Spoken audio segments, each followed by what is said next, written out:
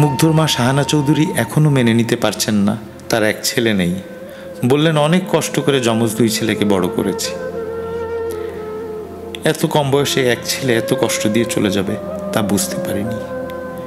ছেলেদের রুমে যেতে পারি না, অনেক কষ্ট হয়। একটু পর পর মনে হয় এই বুঝি মুগ্ধ ঘরে ঢুকলো। আমার এই কষ্টের ভাগ কেউ নিতে পারবে না।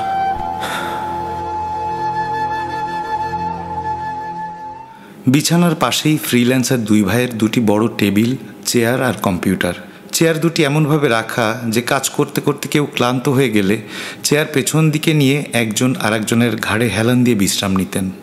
যমজ এই দুই ভাইয়ের একজন, মীর মুগ্ধ, আর নেই। কোটা সংস্কার আন্দোলন ঘিরে উত্তরার আজমপুরে সংঘর্ষের মধ্যে 18ই জুলাই গুলিবিদ্ধ হয়ে মারা গেছেন তিনি। মাহফুজুর রহমান মুগ্ধ ছিলেন একজন বাংলাদেশি শিক্ষার্থী এবং কোটা সংস্কার আন্দোলনের সক্রিয় কর্মী। তিনি আন্দোলনের সময় খাবার, পানি এবং বিস্কুট বিতরণ করতে গিয়ে গুলিবিদ্ধ হয়ে নিহত হন। মুগ্ধর মৃত্যু কোটা সংস্কার আন্দোলনের একটি গুরুত্বপূর্ণ ঘটনা হিসাবে স্মরণীয় হয়ে আছে। মুগ্ধর জন্ম 1998 সালে উত্তরাতেই বেড়ে ওঠা। বাবার নাম মীর মোস্তাফিজুর রহমান, মায়ের নাম শাহানা চৌধুরী। তার গ্রামের বাড়ি ব্রাহ্মণবাড়িয়ায়। 3 ভাইয়ের মধ্যে মীর মাহবুবুর রহমান, স্নিগ্ধ ও মুগ্ধ ছিলেন যমজ। মুগ্ধ খুলনা বিশ্ববিদ্যালয়ের 19তম ব্যাচের শিক্ষার্থী ছিলেন। তিনি খুলনা বিশ্ববিদ্যালয় থেকে 2023 সালে গণিতে স্নাতক ডিগ্রি অর্জন করেন। স্নাতক সম্পন্ন করার পর মার্চ 2024-এ ঢাকায় ফিরে আসেন তিনি। এরপর তিনি ঢাকায় অবস্থিত বাংলাদেশ ইউনিভার্সিটি অব প্রফেশনালস বিইউপিতে MBA ভর্তি হন। মৃত্যুর সময়ও তার গলায় বিইউপি এর আইডি কার্ডটি রক্তমাখা অবস্থায় ছিল। গুলি লাগার পর লেমিনেটিং করা আইডি কার্ডের ভেতরে রক্ত ঢুকে গিয়েছিল। রক্ত শুকিয়ে গেছে। মুগ্ধর পরিবারের সদস্যরা রক্তমাখা কার্ডটি সেভাবেই রেখে দিয়েছেন। মুগ্ধর বড় ভাই মেরিন ইঞ্জিনিয়ার দীপ্ত এই আইডি কার্ড সহ মুগ্ধর সংগ্রহে রাখা অন্য কার্ড, সনদ সহ অন্যান্য স্মৃতির ঝাঁপি খুলে দেখালেন। বললেন, মুগ্ধ স্মৃতি জমিয়ে রাখতে পছন্দ করত, তাই কোনো জিনিস ফেলতো না। এখন তো মুগ্ধ নিজেই স্মৃতি হয়ে গেল।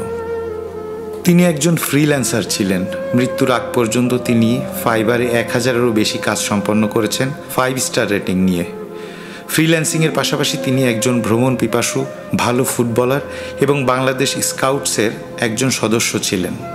গত 18ই জুলাই 2024 ঢাকা উত্তরার আজমপুর এলাকায় মুগ্ধ যখন পানির কেস হাতে নিয়ে ক্লান্ত শিক্ষার্থীদের মাঝে পানি বিতরণ করছিলেন, তখন তিনি ঠিকমতো তাকাতেও পারছিলেন না। কোটা সংস্কারের দাবিতে আন্দোলনরত শিক্ষার্থীদের ছত্রভঙ্গ করতে পুলিশের ছোড়া টিয়ার গ্যাসে তার চোখ হয়তো জ্বালা করছিল। সামাজিক যোগাযোগ মাধ্যমে মুগ্ধর যমজ ভাই মীর মাহবুবুর রহমান স্নিগ্ধর শেয়ার করা এক ভিডিওতে দেখা যায় সেদিন অকুতভয় মুগ্ধ কিভাবে সেবা দিয়ে চলেছেন অন্য শিক্ষার্থীদের। ভিডিওটা যে সময় করা হয় তার মাত্র 15 মিনিট পর থেকেই তিনি আর কাউকে পানি দেননি, দিতে পারেননি। আন্দোলনকারীদের উপর আইন শৃঙ্খলা রক্ষাকারী বাহিনী গুলি চালালে একটি গুলি মুগ্ধর কপালে লাগে। তার সঙ্গে থাকা বন্ধু জাকিরুল ইসলাম সহ অন্য বন্ধুরা দ্রুত মুগ্ধকে ক্রিসেন্ট হাসপাতালে নিয়ে যান। সেখানে কর্তব্যরত চিকিৎসক তাকে মৃত ঘোষণা করেন। আসলে হাসপাতালে নেওয়ার আগেই মারা যান তিনি। ফেসবুকে প্রোফাইল ছবির ক্যাপশনে মুগ্ধ লিখেছিলেন, জীবন অর্থবহ হোক, দীর্ঘ নয়। সত্যি এক অর্থবহ জীবন কাটিয়ে গেলেন মুগ্ধ। তার বড় ভাই মীর মাহবুবুর রহমান দীপ্ত জানান, মুগ্ধ জুলাই 2024 কোটা সংস্কার আন্দোলনে যোগ দেন এবং সেখানে শিক্ষার্থীদের নানাভাবে সহায়তা করেন, কারণ তিনি বিশ্বাস করতেন শিক্ষার্থীরা ন্যায়সঙ্গত লড়াই করছে। ছোটবেলা থেকেই অন্যায়ের বিরুদ্ধে সরব ছিলেন মুগ্ধ। তিনি আর্ম পুলিশ ব্যাটালিয়ন স্কাউট গ্রুপের একজন রোভার স্কাউট এবং ইউনিয়ন লিডার ছিলেন। 2019 সালে বনানী অগ্নিকাণ্ডের সময় উদ্ধার অভিযানে অংশগ্রহণ ও সাহসী ভূমিকার জন্য বাংলাদেশ স্কাউটস থেকে ন্যাশনাল সার্ভিস অ্যাওয়ার্ড অর্জন করেন মুগ্ধ। কোটা সংস্কার আন্দোলনের সময় মুগ্ধর পরিবার ছুটি কাটাতে কক্সবাজারে যায়, কিন্তু মুগ্ধ ও তার যমজ ভাই স্নিগ্ধ থেকে যান ঢাকাতেই। মুগ্ধ ও স্নিগ্ধ একসঙ্গেই স্কুলে গিয়েছেন, তাই তাদের বন্ধুমহলও ছিল অভিন্ন। মুগ্ধর মৃত্যুর পর থেকেই ট্রমায় আছেন স্নিগ্ধ। সংবাদপত্রের একজন প্রতিনিধি স্নিগ্ধর সাথে কথা বলতে চাইলে তিনি বলেন, প্লিজ আমার বড় ভাইয়ের সঙ্গে কথা বলেন। তার বড় ভাই দীপ্ত বলেন, স্নিগ্ধ একেবারেই নিস্তেজ হয়ে গেছে। পরিবারের সদস্যদের মধ্যে স্নিগ্ধই প্রথম দেখেছিল মুগ্ধর মরদেহ। দীপ্ত বলেন, স্নিগ্ধর জীবনের প্রতিটি মুহূর্ত, প্রতিটি স্মৃতি মুগ্ধর সঙ্গে জড়িয়ে আছে। সে শুধু ভাই হারায়নি, হারিয়েছে নিজের জীবনের একটা অংশ। দীপ্ত জানান 18 জুলাই সকালে পরিবার নিয়ে কক্সবাজারে যান তারা। আমার মা কখনো সৈকত দেখেননি। গত বছর মুগ্ধ বাবা মাকে প্রথমবারের মতো সুন্দরবনে নিয়ে গিয়েছিল, তাই এবার আমি বাবা মাকে কক্সবাজার নিয়ে যাই বলেন তিনি। কিন্তু তাদের সঙ্গী হননি মুগ্ধ ও স্নিগ্ধ। দীপ্ত জানান তারা দুটি কারণে যেতে চাননি। একটি হচ্ছে 20 জুলাই বন্ধুদের সঙ্গে টাঙ্গুয়ার হাওরে যাওয়ার পরিকল্পনা এবং অপরটি কোটা সংস্কার আন্দোলনে অংশ নেয়া। 18 জুলাই সন্ধ্যা 6:30টার দিকে মুগ্ধর মৃত্যুর খবর পান দীপ্ত। সেদিনই ঢাকায় ফেরার চেষ্টা করলেও ফ্লাইট না থাকাই পারেননি। চলমান অস্থিরতার মাঝে সড়ক পথে সময় বেশি লাগায় 19 জুলাই সকালের ফ্লাইটে ঢাকায় ফেরেন তারা। দীপ্ত বলেন, মুগ্ধর মৃত্যুর খবর কিভাবে যে মাকে বলবো বুঝতে পারছিলাম না। মা হার্টের রোগী, এটা নিয়েও চিন্তা ছিল। প্রথমে তিনি মা বাবাকে জানান মুগ্ধ সামান্য আহত হয়েছেন। পরে জানান তিনি হাসপাতালে আছেন, অবস্থা সংকটাপন্ন। পরে ঢাকায় ফিরে তারা ছেলের লাশ দেখেন। মুগ্ধর মৃত্যুর খবর জানার পর ভেঙে পড়েন তার মা। এখনও তিনি পুরোপুরি সুস্থ হননি। দীপ্ত বলেন, আমাদের 3 ভাইয়ের মধ্যে মুগ্ধ মায়ের সবচেয়ে কাছের ছিল। তার মৃত্যুতে মায়ের পৃথিবীটাই যেন উজাড় হয়ে গেছে। স্থানীয় গণমাধ্যমগুলোর তথ্য মতে বাংলাদেশি সরকারি চাকরিতে কোটা সংস্কারের দাবিতে আন্দোলনের সময় সহিংসতায় 1000-এরও বেশি মানুষের মৃত্যু হয়েছে। অনেকের মতে মৃত্যুর সংখ্যা আরও বেশি। মুগ্ধর মৃত্যু এই আন্দোলনের সময় ঘটে যাওয়া উল্লেখযোগ্য মৃত্যুগুলোর মধ্যে অন্যতম এবং এটি সামাজিক ও রাজনৈতিক পরিমণ্ডলে ব্যাপক আলোচনার সৃষ্টি করে। মুগ্ধর মৃত্যুতে দুঃখ প্রকাশ করেছে আন্তর্জাতিক ফ্রিল্যান্সিং প্ল্যাটফর্ম ফাইবার। 31 জুলাই 2024 সন্ধ্যা 6টায় সামাজিক যোগাযোগ মাধ্যম ফেসবুকে ফাইবারের অফিসিয়াল পেজে মুগ্ধকে নিয়ে একটি পোস্ট দেয় তারা। এতে তার পেশাগত জীবনে প্ল্যাটফর্মটির সাথে সখ্যতার পাশাপাশি একজন প্রতিভাবান ব্যক্তিকে হারানোই দুঃখ প্রকাশ করেন তারা। ফাইবার তাদের পোস্টে লেখে, ভারাক্রান্ত মনে আমরা জানাচ্ছি যে আমাদের ফাইবার পরিবারের মুগ্ধ আর নেই।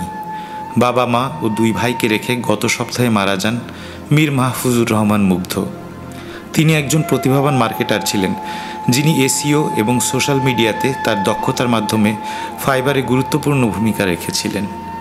তিনি ছিলেন একজন আগ্রহী ভ্রমণ পিপাসু, প্রতিভাবান ফুটবলার, স্কাউট এবং একজন সত্যিকারের মানবতাবাদী। আমরা তাকে মিস করব। তার পরিবার এবং বন্ধুদের জন্য প্রার্থনা। আন্দোলনকারীরা খুলনা শিববাড়ি মোড়ের নাম শহীদ মীর মুগ্ধ চত্বর করার ঘোষণা দেন। ইতোপূর্বে শিববাড়ি মোড়ের নাম পরিবর্তন করে বঙ্গবন্ধু চত্বর ঘোষণা করতে চেয়েছিল খুলনা সিটি কর্পোরেশন। এতে দেশব্যাপী ব্যাপক সমালোচনার জন্ম হয়। এরপর আন্দোলনকারী শিক্ষার্থীরা খুলনা শিববাড়ি মোড়ের নাম বদলে শহীদ মীর মুগ্ধ চত্বর ঘোষণা করে। শিববাড়ি মোড়ের সৌন্দর্যবর্ধক স্তম্ভের উপরে তারা এই নাম ফলক জুড়ে দিয়ে নাম পরিবর্তনের ঘোষণা দেন।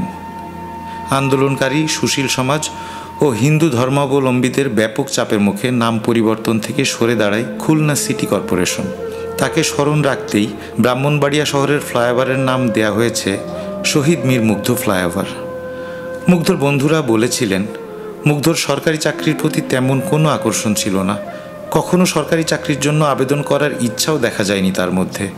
অথচ সরকারি চাকরির এই কোটা সংস্কার আন্দোলনে গিয়ে তাদের প্রিয় বন্ধুর মৃত্যু হয়েছে। এটাই তাদের জন্য বড় কষ্টের। খুলনা বিশ্ববিদ্যালয়ে মুগ্ধর বন্ধু ও রুমমেট ছিলেন রবিউল। প্রিয় বন্ধুকে নিয়ে কথা বলতে গিয়ে কিছুটা আবেগপ্রবণ হয়ে পড়েন তিনি। রবিউল একটি সংবাদ মাধ্যমকে বলেন, বিশ্ববিদ্যালয়ে আমি আর মুগ্ধ একই রুমে থাকতাম। স্নাতক শেষ করার পর সে ঢাকায় চলে যায়। আমাদের 2 জনের অনেক মজার স্মৃতি রয়েছে। তিনি বলেন, মুগ্ধর বন্ধু হিসাবে আমার জন্য সবথেকে বেশি খারাপ লাগার জায়গা হচ্ছে সে হয়তো কোনোদিন সরকারি চাকরিতে আবেদনের জন্য ফর্ম তুলত না, অথচ সেই চাকরির জন্য তাকে প্রাণ দিতে হয়েছে। মুগ্ধ ফ্রিল্যান্সিং করতেন বলে উল্লেখ করে রবিউল বলেন, সেখান থেকে সে ভালো টাকাও আয় করত। ফ্রিল্যান্সিং নিয়ে তার সব রকমের আগ্রহ ছিল। মুগ্ধকে হারিয়ে পুরো পরিবার শোকে আচ্ছন্ন। মা বাবা সারাক্ষণ ছেলের জন্য দোয়া ও স্মৃতি নিয়ে পড়ে আছেন। প্রিয় ভাইকে হারিয়ে অন্য ভাইরাও শোকাহত। মুগ্ধর বড় ভাই দীপ্ত একটি সংবাদ মাধ্যমকে বলেন, মুগ্ধর লাশের ময়নাতদন্ত করানো হয়নি। পরিবারের পক্ষ থেকে এ নিয়ে কোনো ধরনের মামলায়ও যাব না আমরা। তিনি বলেন, আমরা ভাই হারানোর শোক কাটিয়ে ওঠার চেষ্টা করে যাচ্ছি। আমার বাবা মা ইসলামিক দৃষ্টিভঙ্গির। তারা মনে করেন আল্লাহর ইচ্ছায় মুগ্ধর মৃত্যু হয়েছে।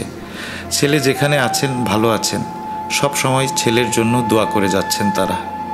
জামাত শিবির ছাত্রদলের উদ্দেশ্য করে মৃত্যুর আগে মুগ্ধ এক ফেসবুক পোস্টে লেখেন, ছাত্র আন্দোলনটাকে রাজনৈতিক বানাবেন না।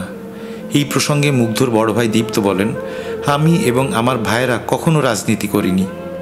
আমার ভাই মানুষকে সহযোগিতা করতে গিয়ে মৃত্যুবরণ করেছে। তার মৃত্যু নিয়ে কোনো রাজনীতি হোক সেটা আমরা চাই না।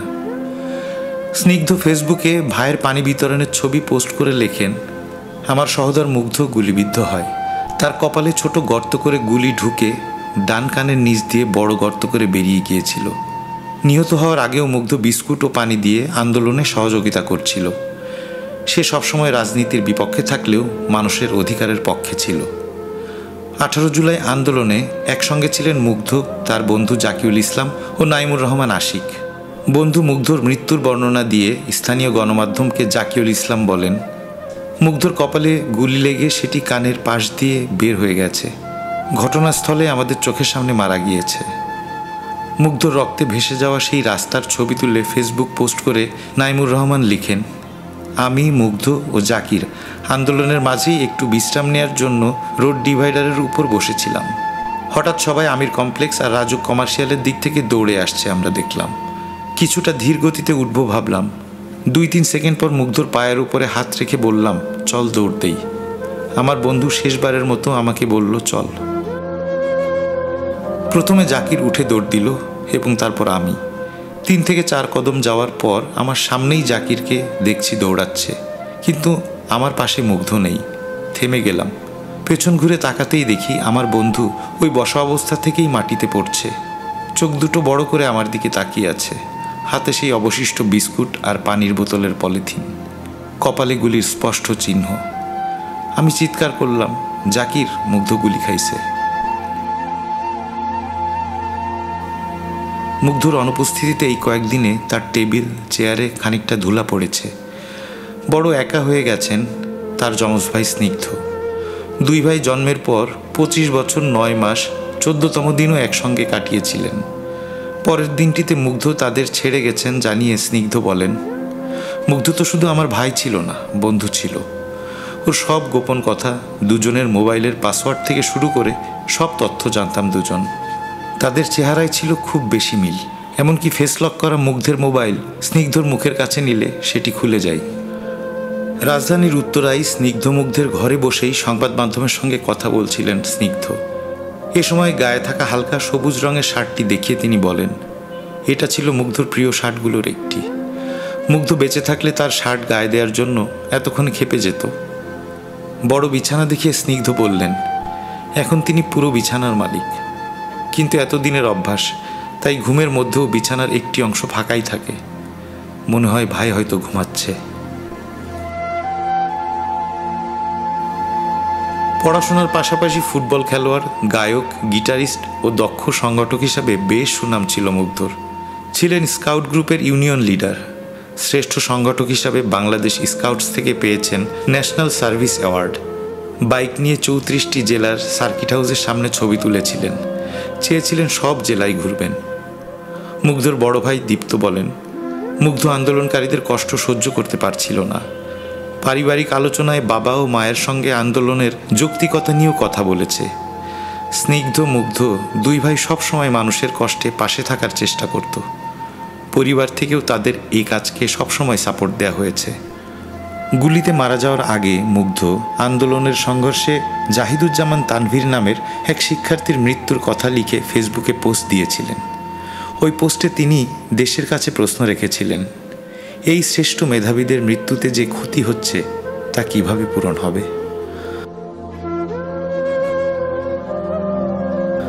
মুগ্ধর বাবা মীর মুস্তাফিজুর রহমান আস্তে আস্তে করে বলেন, খুলনা বিশ্ববিদ্যালয়ে মুগ্ধ আমাকে আর তার মাকে নিয়ে গিয়েছিল। সেখানে ছেলেমেয়েরা আমার ছেলেকে খুব পছন্দ করত। আমরা অসন্তুষ্ট হব তেমন কোনো কাজ মুগ্ধ কখনো করেনি। চোখে মুখে হাসত ছেলেটা। কোটা আন্দোলন নিয়ে আমার অভিমত কি তা জানতে চেয়ে সে কৌশলে আমার আর তার মায়ের কাছ থেকে সেখানে যাওয়ার অনুমতি নিয়েছিল। নৈতিক দায়িত্ববোধ থেকে সে আন্দোলনে গিয়েছিল। আল্লাহ আমার ছেলের হত্যার বিচার করবেন। স্নিগ্ধ একটি বেসরকারি বিশ্ববিদ্যালয় থেকে এলএলবি পাশ করেছেন। এখন বিদেশে উচ্চশিক্ষা নেয়ার প্রস্তুতি নিচ্ছেন। বলেন, তাদের দুই ভাইয়েরই বিদেশে উচ্চশিক্ষা নেয়ার ইচ্ছা ছিল। মুগ্ধ এজন্য আইএলটিএস কোর্সে ভর্তি হয়েছিল। তার পছন্দের দেশ ছিল সুইজারল্যান্ড।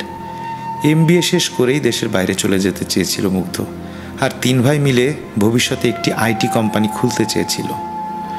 স্নিগ্ধ বলেন, মুগ্ধর সঙ্গে তো অনেক স্মৃতি। যমজদের মধ্যে আলাদা একটা কানেকশন থাকে, তাই একজন কষ্ট পেলে অন্যজনও কষ্ট পেতাম। রাতে ঘুমাতে যাওয়ার আগে আন্দোলনের বিভিন্ন ভিডিও দেখে বারবার মন খারাপ করছিল মুগ্ধ। জন্মের হিসাবে বয়সে স্নিগ্ধ বড় ছিলেন। মুগ্ধর ডান চোখের নিচে একটি কালো তিল, আর স্নিগ্ধের একটু স্বাস্থ্য ভালো। এই দুটি ছাড়া তাদের আলাদা করা কঠিন ছিল। বাসায় পড়াতে আসা শিক্ষককেও বিভিন্ন সময় ফাঁকি দিয়েছেন তারা। পাসপোর্ট করাতে গেলেও ঝামেলা হয়েছে, একই ব্যক্তির দুই নাম কিনা তা নিয়ে। পরে পাসপোর্টের বড় কর্মকর্তার সামনে দুজনকে হাজিরা দিতে হয়েছে। দুই ভাই সব সময় একই সঙ্গে বিভিন্ন জায়গায় যেতেন, আড্ডা দিতেন। কোটা আন্দোলনে স্নিগ্ধরও যাওয়ার কথা ছিল, তবে এর আগে মোটরসাইকেল দুর্ঘটনায় আঙ্গুলে ব্যথা পেয়েছিলেন বলে যাওয়া হয়নি। স্নিগ্ধ বলেন, আমি আন্দোলনে যাচ্ছি না, আমি ভীতু, এসব বলে আমাকে অনেকক্ষণ খেপাতে থাকে মুগ্ধ।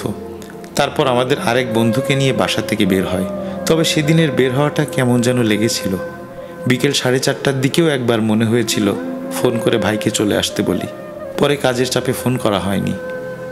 সেদিন যদি ফোনটা করতাম বা মুগ্ধর সঙ্গে আন্দোলনে যেতাম।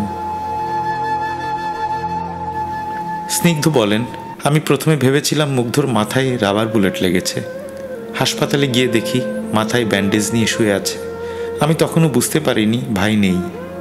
হাসপাতালে তার বিছানার পাশেই বসি। চিকিৎসক এসে যখন বলেন তখন বিশ্বাস করিনি। আমার সামনেই আবার ইসিজি করাতে বলি। চিকিৎসক তাই করেন। তারপর তো মেশিনে নিজের চোখেই দেখলাম। মুগ্ধকে ছাড়া এখন বাকি জীবন কাটাতে হবে, এই সত্য মেনে নিতে হবে, এটা বুঝতে পারছেন স্নিগ্ধ। বললেন, আমার ভাই আমার সব থেকে ভালো বন্ধু আর নেই, এটা মেনে নিতে হবে। ভাইয়ের কথা কম চিন্তা করার চেষ্টা করি। মুগ্ধর মা শাহানা চৌধুরী এখনও মেনে নিতে পারছেন না তার এক ছেলে নেই। বললেন, অনেক কষ্ট করে যমজ দুই ছেলেকে বড় করেছি। এত কম বয়সে এক ছেলে এত কষ্ট দিয়ে চলে যাবে তা বুঝতে পারিনি।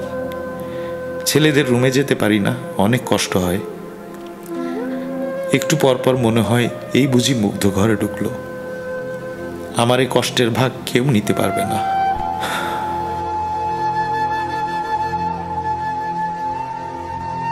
অচেনা একটা ছেলে আমাদের এতটাই চেনা হয়ে গিয়েছে যে মুগ্ধর গল্প শুনলেই চোখে পানি চলে আসে।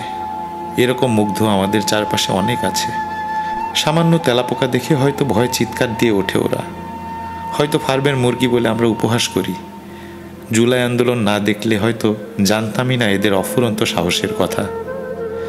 কোনো কোনো বাবা মা সৌভাগ্যবান, তারা তাদের সন্তানদের ফিরে পেয়েছেন অক্ষত অথবা আহত অবস্থায়। তবে কিছু কিছু বাবা মা আছেন যারা মুগ্ধর বাবা মার মতো মহাসৌভাগ্যবান, কারণ তারা শহীদের বাবা মা। সব মুগ্ধরা যেন ওপারে ভালো থাকে।